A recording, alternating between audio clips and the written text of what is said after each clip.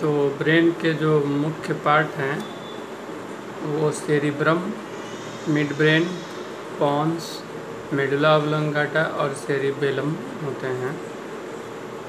Brain जो है हमारे पूरे बॉडी वेट का 1/5 हिस्सा होता है। अगर 40 किलो का बॉडी वेट है तो उसका 5वां हिस्सा लगभग 8 किलो ब्रेन का वेट होगा। और ये बाहर से क्रेनियल कैविटी में रहता है, जिसे हम लोग खोपड़ी कहते हैं। इसके पार्ट आपने देख ही लिए, cerebrum, mid brain, pons, medulla oblongata और सेरिबेलम। स्ट्रक्चर अगर देखेंगे तो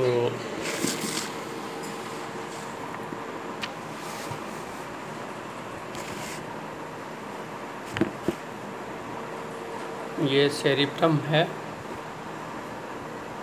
ये मिड ब्रेन है, ये पॉन्स है, ये मेडुला ऑब्लोंगाटा है और ये नीचे पीछे की तरफ सेरिबेलम है। ये साइड से फोटो लिया गया है तो इसमें स्ट्रक्चर क्लियर हो रहा है। मिड ब्रेन, ये सेरिब्रम है, सेरिबेलम है, मिड ब्रेन है, पॉन्स है और मेडुला ऑब्लोंगाटा और ये स्पाइनल कॉर्ड है। अब अगर बात करें ब्रेन के ब्लड सप्लाई की तो सर्कुलस आर्टरियोसस और इसकी सहयोगी धमनियाँ ये दिमाग को ऑक्सीजन और ग्लूकोज सप्लाई करने के लिए, कांस्टेंट सप्लाई में बहुत महत्वपूर्ण योगदान देती हैं।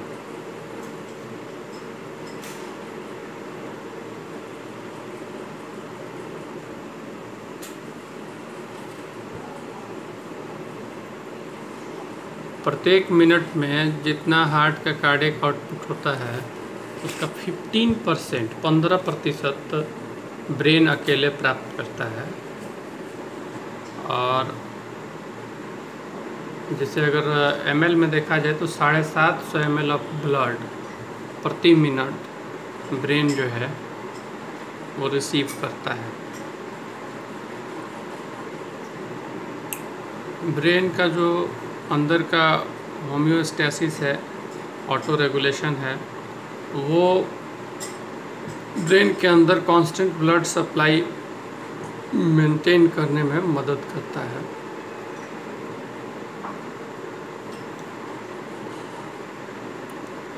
बात किया जाए अगर सेरिब्रम की, तो सेरिब्रम जो है वो हमारे ब्रेन का सबसे बड़ा पार्ट होता है। और ये हमारे जो खोपड़ी होती है उसका आगे का भाग और मिडिल का भाग इसको ऑक्युपाई करता है, उसी में रहता है।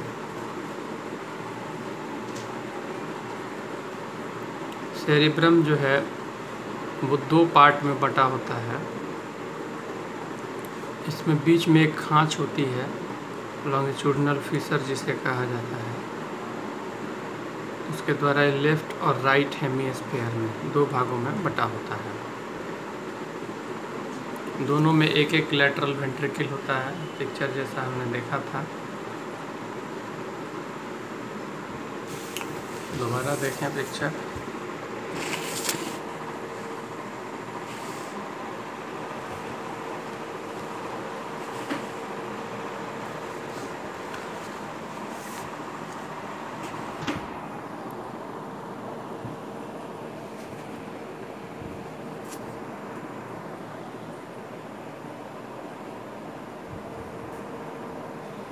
ये आपका लेफ्ट हेमिस्फीयर है और राइट सेरेब्रल हेमिस्फीयर है। ये लेटरल वेंट्रिकल्स हैं, ये थैलमस हैं, ये नीचे हाइपोथैलमस है, ये बेसल न्यूक्लियाई है ग्रीन कलर में, ये इंटरनल कैप्सूल है जो ऐसे स्ट्रैंड दिख रहे हैं, ये कॉर्पस कैलोशम है, ये सेरेब्रल कॉर्टेक्स है। तो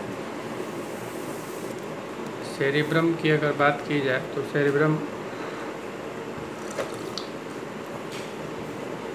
अच्छा आप लोग सेरिब्रम और सेरिब्रल में कंफ्यूज मत होइएगा। सेरिब्रम जो होता है वो अग्र मस्तिष्क होता है ब्रेन का आगे का पार्ट होता है, और सेरिबेलम जो होता है वो ब्रेन के पीछे का पार्ट होता है। तो इसमें कहीं कोई कंफ्यूजन ना रखेंगे।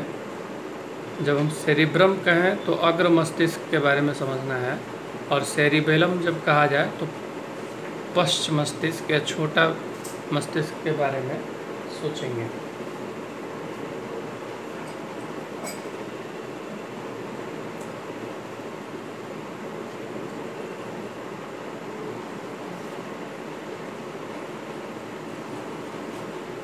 ब्रेन, ये सेरिब्रल जो हेमिस्फीयर होता है, अगर ये 2 सेरिब्रल हेमिस्फीयर है तो ये नीचे अपने रूट में नर्व फाइबर्स के बंडल द्वारा जुड़ा होता है। तो जो ये नर्व फाइबर का बंडल होता है, जहाँ ये जुड़े हुए होते हैं आपस में नीचे से, ऊपर से तो ऐसे बाइफर्केटेड रहते हैं दोनों सेरिब्रल हेमिस्फीयर, लेकिन नीचे जहाँ ये ऐसे जुड़े हुए हैं, इस स्ट्रैंड को, जो ये नर्व्स का बंडल है, गुच्छा है, इसको कॉर्पस कैलोसम कहा जाता है।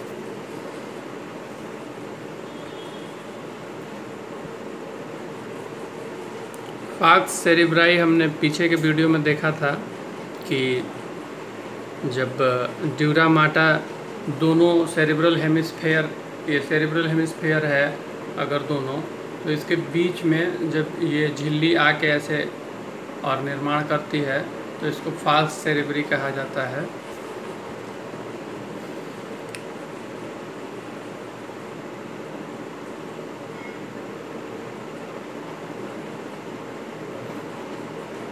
हमने कल ये भी बात की थी पिछले वीडियो में कि जो ये सेरिब्रल हेमिस्फीयर होते हैं, अगर ये दोनों सेरिब्रल हेमिस्फीयर हैं तो इसमें जो बाहर के तरफ का पार्ट है, वो बाहरी पार्ट जो है वो नर्व सेल की बॉडीज से बना होता है।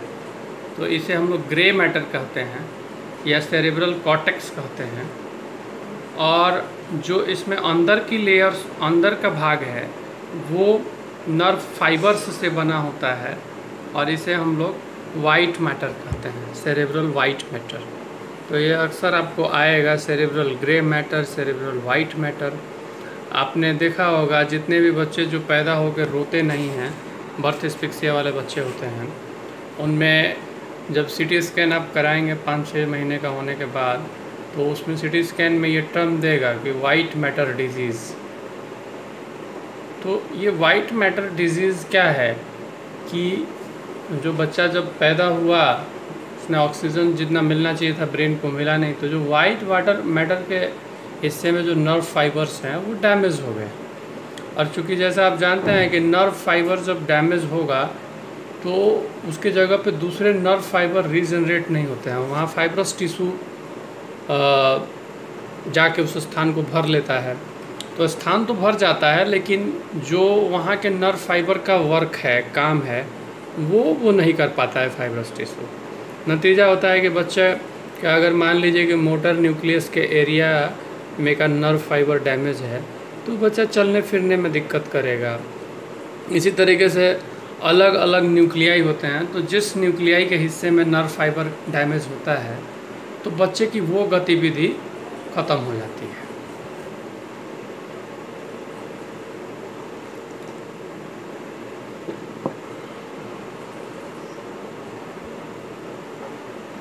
जो सेरिब्रल कॉर्टेक्स होता है,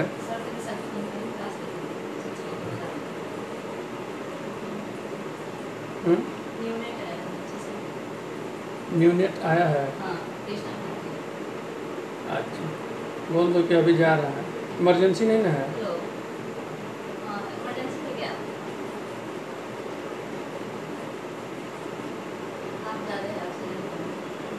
वो ठीक है, बोल दो ऑक्सीजन लगाए।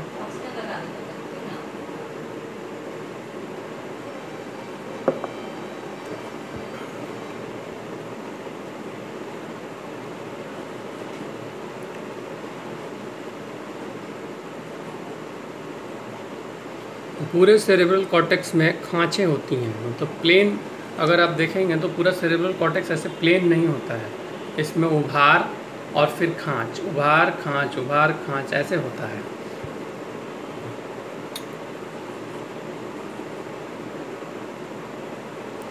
तो जो सेरिब्रल कॉर्टेक्स में उभरा हुआ हिस्सा होता है, ऐसे हम लोग गायरी या कॉन्वोल्यूशंस कहते हैं, जबकि जो इसमें खांच वाला हिस्सा होता है उसे हम लोग सल्काई या फीसर कहते हैं।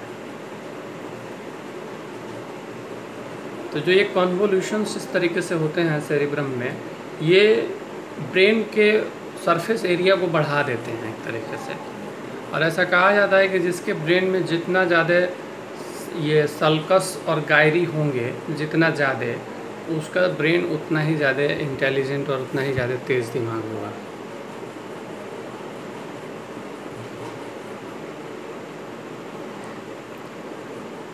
विवरण के दृष्टिकोण से सेरिब्रल हेमिस्फीयर को कई लोब्स में बांटा जाता है, जो कि जिस स्कल बोन के नीचे सेरिब्रम का वो पार्ट होता है उसी आधार पर उसका नामकरण होता है।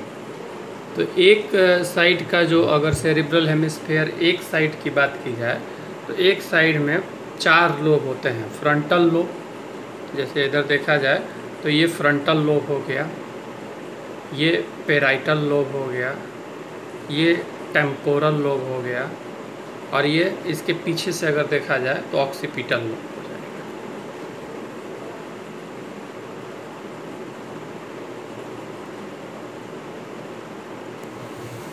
अगर पिक्चर आप देखेंगे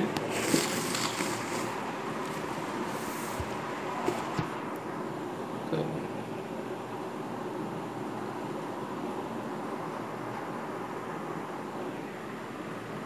ये है फ्रंटल लोब ब्राउन कलर में, ये येलो कलर में पेराइटल लोब है, ये ऑक्सीपिटल लोब है, और ये टेम्पोरल लोब है।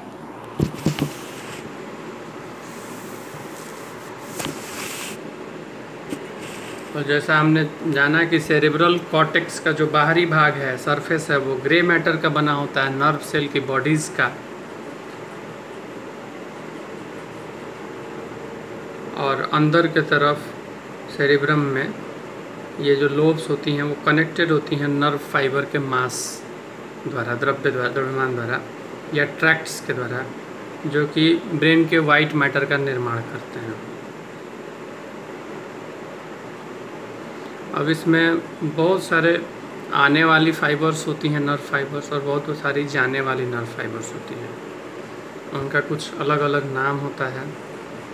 एसोसिएशन फाइबर्स या आर्कुएट फाइबर्स उन्हें कहा जाता है, जो कि ब्रेन के डिफरेंट जो सेरेब्रल हेमिस्फीयर के अलग अलग पार्ट होते हैं उनको आपस में जोड़ती हैं, एक गाइरस से दूसरे गाइरस तक जाती हैं, जो कि बिल्कुल नज़दीकी भी हो सकती हैं या यहाँ से लेकर दूरी वाली भी हो सकती हैं।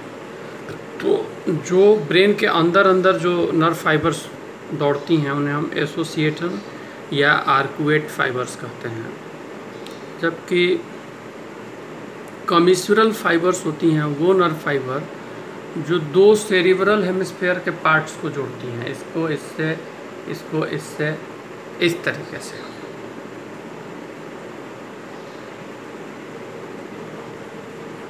और यही मिल के कार्पस कैलोसम का निर्माण भी करती हैं। जो हमने पिक्चर देखा था 2 सेरिब्रल हेमिस्फीयर को जोड़ने वाला जो वाइट मैटर का पार्ट था, जिसे हम कार्पस कैलोसम हमने नाम दिया था, तो उसमें मुख्य रूप से यही कमिसुरल फाइबर्स होती हैं। और इसके बाद प्रोजेक्शन फाइबर्स होते हैं। तो प्रोजेक्शन फाइबर्स ऐसी नर्व फाइबर्स होती हैं जो सेरेब्रल कॉर्टेक्स को ब्रेन का जो लोअर पार्ट है उसके ग्रे मैटर से जोड़ता है और स्पाइनल कॉर्ड से जोड़ता है। सेरेब्रल कॉर्टेक्स को ब्रेन के लोअर पार्ट और स्पाइनल कॉर्ड से जोड़ने का कार्य जो है प्रोजेक्शन फाइबर्स करती हैं, जिसे हमने नाम दिया था इंटरनल कैप्सूल। पिछले पिक्चर में इंटरनल कैप्सूल हमने नाम दिया था, पिक्चर में आपको भेज दूंगा। तो इंटरनल कैप्सूल एक इम्पॉर्टेंट एरिया है हमारे ब्रेन का, जिसमें कि प्रोजेक्शन फाइबर्स होती हैं। ये ब्रेन के भीतरी हिस्से में बेसल न्यूक्लियाई और थैलमस के बीचों बीच गुजरता है।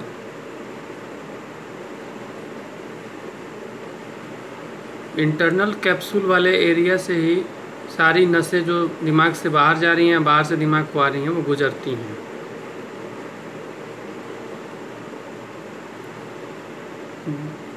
शरीर के बाहर के हिस्सों से संवेदना लाने वाली जो मोटर फाइबर्स होती हैं, इंटरनल कैप्सूल से जब गुजरती हैं तो पिरामिडल ट्रैक्ट का निर्माण करती हैं, जिसे हम लोग कॉर्टिको स्पाइनल ट्रैक्ट कहते हैं। ये पिरामिडल ट्रैक्ट या कॉर्टिको स्पाइनल ट्रैक्ट जो है मेडिला ऑब्लंगाटा के लेवल पर क्रिस क्रॉस करती है। मतलब अगर देखा जाए कि राइट साइड के बॉडी का जितना भी नर्व फाइबर है वो एक ट्रैक्ट के रूप में आ रहा है, और लेफ्ट साइड का जो आ रहा है तो वो मेडुला ऑब्लंगाटा के लेवल पर क्रॉस कर जाती हैं। तो राइट वाला लेफ्ट ब्रेन में चला जाएगा और लेफ्ट वाली जो ट्रैक्ट है वो राइट ब्रेन में चली जाएगी।